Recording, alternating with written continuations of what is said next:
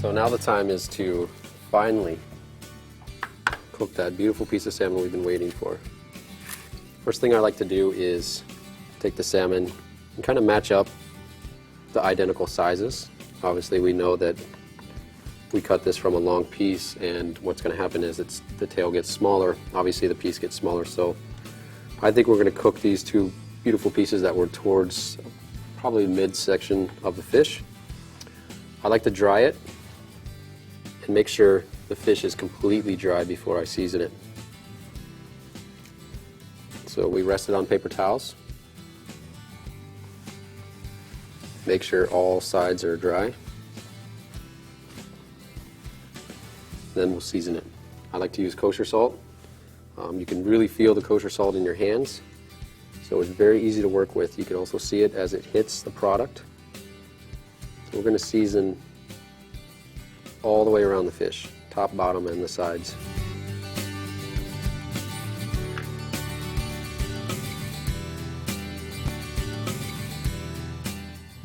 In the meantime, we're going to get our pan hot, so we're going to turn that on to medium to high heat.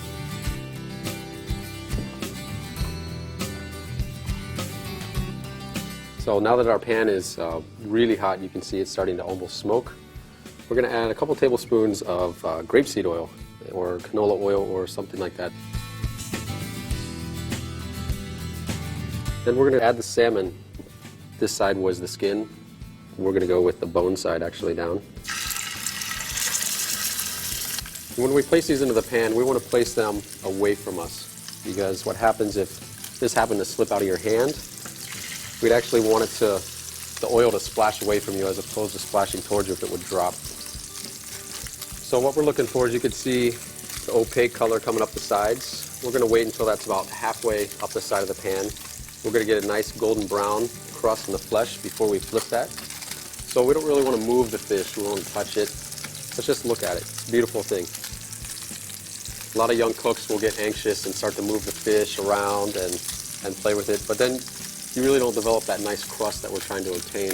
It's okay to adjust the heat from high to low and kind of find that medium that's happy for this fish to sit here and cook. You don't want to cook it too fast, certainly want to cook it too slow. So now you can see the opaque has come halfway up the fish, and we got a really nice golden brown color on the edges all the way around. That's a great sign to know when we're able to flip that fish. And again, when we flip it, we're going to flip it in the same style that we put the fish in. We're going to flip it away from ourselves. That is a beautiful cook. Same with the second piece. Really nice, gorgeous brown. We obtain that from not moving, not touching the fish. We just let it caramelize in the pan.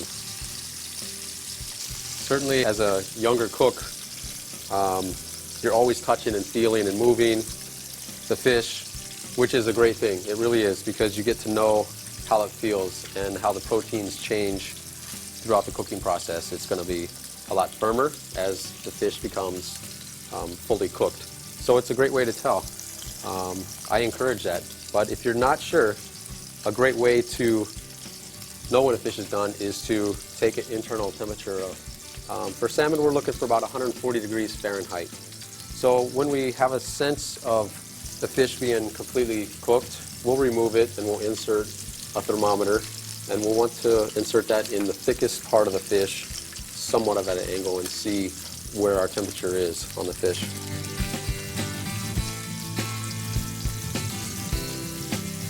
So we've taken these and standing them up on end, because we have a really thick side. You can see how the fish kind of tapers down. We certainly don't want this piece down here to overcook, while this thicker piece still needs time.